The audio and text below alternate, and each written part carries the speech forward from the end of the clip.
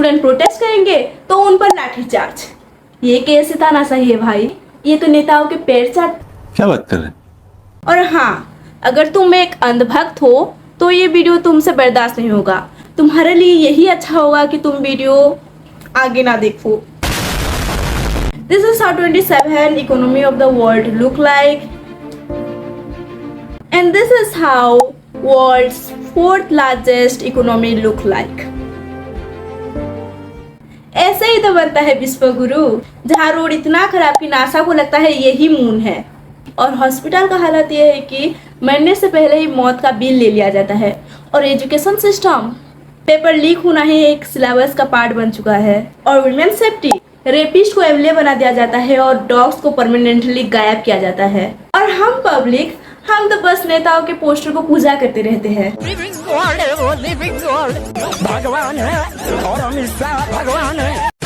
Basically एक democratic state में क्या होता है, जो लोग होते हैं वही बॉस होते हैं और किसी को डरना नहीं होता है, क्योंकि सारी पावर हमारे हाथ में होती है। क्योंकि डेमोक्रेसी का मीनिंग ही ये होता है कि लोगों का शासन, और हम वोट देते हैं और एक रिप्रेजेंटेटिव को चूज करते हैं ताकि वो हमारी जो प्रॉब्लम्स है वो सोल्यूशन निकाले, हमारी कंट्री को डेवलप करे। और ये एक कॉन्ट्रैक्ट जैसा होता है। बट अगर उसका काम अच्छा नहीं लगा तो तुम उसे रिप्लेस कर सकते हो, गाली दे सकते हो और कॉन्ट्रैक्ट खत्म। बट हम क्या करते हैं, एक ही नेता को 3 बार इलेक्ट करते हैं, मतलब 15 साल हमारे ऊपर वो रूल करेगा। इवन तो वो रूल नहीं कर सकता क्योंकि वो एक एम्प्लॉय है और वो हमारे लिए ही काम करेगा। बट जब तुम एक 15 साल के लिए एक इंसान को पावर दे देते हो डिसीजन मेकिंग के लिए, तो हो गया। अब रोना रोते रहो, कोई नहीं सुनने वाला। देश का डेवलपमेंट क्यों नहीं हो रहा है, यूपी बिहार क्यों पीछे है, क्योंकि तुमने वोट दिया है, क्योंकि वो तुम्हारे रिलीजन को सपोर्ट करता है, क्योंकि वो तुम्हारे कास्ट को सपोर्ट करता है।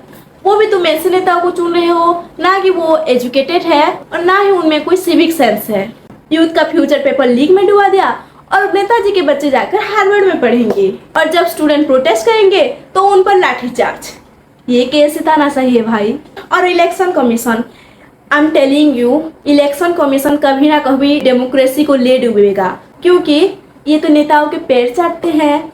दे लिटरली सेड कि हम कोई ट्रांसपेरेंसी मेंटेन नहीं करेंगे, हम सीसीटीवी को डिस्ट्रॉय कर देंगे, जो करना है कर लो। लिटरली इसके लिए हम वोट देते हैं। लिटरली पॉलिटिशियंस को इन्होंने बाप बना रखा है भाई। अब सारी उम्मीद सुप्रीम कोर्ट पर ही है, देखते हैं कि उसका डिसीजन क्या आता है। आई रियली होप कि वो नहीं बिकेगा। टैक्स के पैसे गए अंबानी और अदानी के पॉकेट में। तुम अपनी सैलरी से 30% टैक्स भरते हो, लेकिन सड़कें, हॉस्पिटल, स्कूल्स कहाँ है? ओ, मंदिर है ना, problem solve.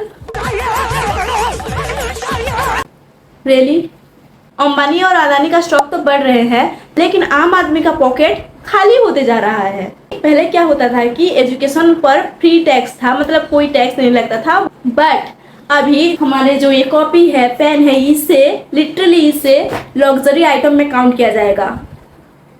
Like seriously, school तो तुमसे बनाया जाता नहीं, पर बच्चों से तुम पेन और कॉपी के लिए टैक्स लोगे। आई थिंक ये पॉलिटिशियन को एक और चीज में भी टैक्स लेना चाहिए। हम जो सांस ले रहे हैं ना, इसमें भी वो टैक्स लगा दे, हम इसके लिए भी पैसा दे देंगे।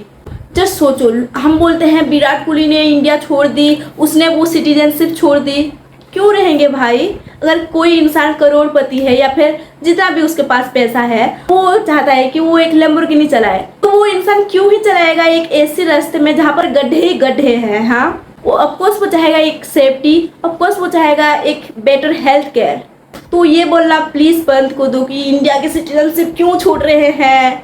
आई नो तुम्हें भी छोड़ने का मन है। बेटी बचाओ लेकिन को एमएलए बना दो, और डॉग्स उनको परमानेंटली कहीं पे छोड़ आओ।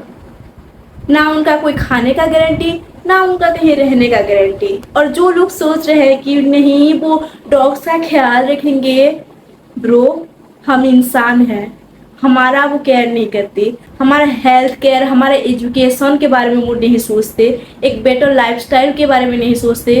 तुम्हें क्या लगता है कि वो एक डॉग के लिए सोचेंगे? Paper leak, SSC scam, literally इन्होंने यूथ का फ्यूचर का एक मजाक बना कर रखा है। अनएम्प्लॉयमेंट रिकॉर्ड तोड़ रहा है, पर नेताजी के परिवार में 50 पोस्ट मिलते हैं। रिच इंसान को तुम एक ऐसे लिखवा दो और जो एक आम आदमी है उसे 20 साल का सजा। ये सबका साथ नहीं, ये सबका विनाश है। 4th largest economy of the world, but her monsoon के बाद हमें एक बोट चाहिए होता है, क्योंकि सड़कों पे इतना पानी भर जाता है कि चलना मुश्किल हो जाता है। नेताजी के स्टेच्यू पर 100 करोड़ स्पेंड करेंगे, लेकिन हॉस्पिटल में वेंटिलेटर नहीं। लिटरली लोग पागल हो चुके हैं। दे नीड टू अंडरस्टैंड कि पॉलिटिशियन उनका बाप नहीं है। ना कुछ अनभक्त लोग ओपोजिशन को गाली देने लगते हैं। ब्रो, उनका काम ही होता है कि जो रूलिंग लीडर है उनको चेक एंड बैलेंस करना। अगर वो नहीं होते तो हमें कैसे पता चलता कि 1 लाख वोट का घोटाला हो चुका है। लिटरली एक रूम से 80 वोट कैसे आ सकते हैं। नाउ मीडिया, सॉरी गोदी मीडिया, ये बेचारे रोज पापा के गुण गाते हैं, but we need to understand कि ये कर भी क्या सकते हैं। Even though they are known as the 4th pillar of democracy, but हमें पता है कि न्यूज़ चैनल्स को अभी पॉलिटिशियंस, जो रिच लोग हैं, अंबानी जैसे लोग खरीद चुके हैं। दैट मीन उन्हें ना चाहते हुए भी ऐसे न्यूज़ को दिखाना पड़ेगा। अगर हम बीजेपी आने से पहले अगर न्यूज़ देखते, लिटरली ऐसे रिपोर्टिंग करते थे लोग। पानी सड़कों पर इतने पानी आ जाते थे और रिपोर्टर्स जाकर वहां पर रिपोर्टिंग करते थे। लिटरली इतने लॉयल थे। बट अभी तो पैसा मिल रहा है, अभी तो एक बिक चुके हैं। दैट मीन अभी हमेशा ये पापा का गुण गाएंगे और नाम जपेंगे। इतनी बेकार सी बात को नेशनल इशू बना देते हैं, क्योंकि उन्हें जो मेन इशू चल रहा है उनका ध्यान भी तो भटकाना होता है। यहाँ पर जब इलेक्शन स्कैम चल रहा है तो उन्हें कुछ तो दिखाना होगा ना यार, कि लोग डाइवर्ट हो और जो ध्यान उनका वहाँ पर है वो यहाँ पर आ सके और लोग भूल जाए वो बातों को। जस्ट टेल मी, तुम न्यूज़ चैनल में मोदी का कितना बड़ा चेस्ट है ये दिखाकर हमें क्या प्रूव करना चाहते हो। मे बी इन्होंने भी सोचा होगा यार, यूथ तो अनएम्प्लॉयड है तो क्यों ना इन्हें कोई जॉब ऑफर किया जाए। चेस्ट का अगर साइज पता चल गया तो एटलीस्ट टेलर तो बन सकते हैं ना। This is so bad. Eight the and I just want say, democracy का मतलब ये होता है कि हम सरकार के मालिक हैं, हमारे पास ही वो कंट्रोलर है कि हम गवर्नमेंट को कंट्रोल कर सके। हम अगर चाहे तो एक नई सरकार ला सकते हैं और एक नई चांस उन्हें दे सकते हैं। और इससे क्या होगा तुम्हें पता है? देखो, अगर हम किसी सरकार को एक 5 ईयर टर्म के बाद अगर उसे निकाल देंगे और किसी और नेता को चांस देंगे तो उनके मन में ना एक डर आ जाएगा कि अगर मैं अच्छे से काम नहीं किया तो नेक्स्ट टाइम मुझे ये रिप्लेस कर देंगे। सो ये एक डर उनके माइंड में भी होना चाहिए। तो अगली बार किसी पॉलिटिशियन से डरने से पहले तुम्हें सोचना है कि is this guy my servant और my master. And I just want to say at the end that I am not supporting any politician. I know तुम्हें अभी लग रहा होगा कि she is talking about BJP and maybe she is supporting Rahul Gandhi. I just want to say that अभी power में कौन है? बीजेपी राइट, तो हम क्रिटिसाइज किसे करेंगे? BJP right.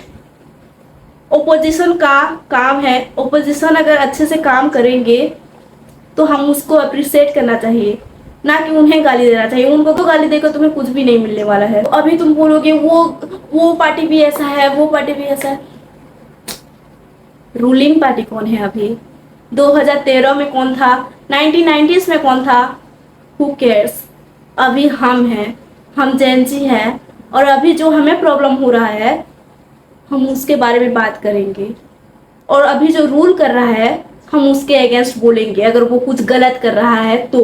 And please share करो ये वीडियो ताकि हर अंधभक्त का आंखें खुले। And if you like this video, please like this video.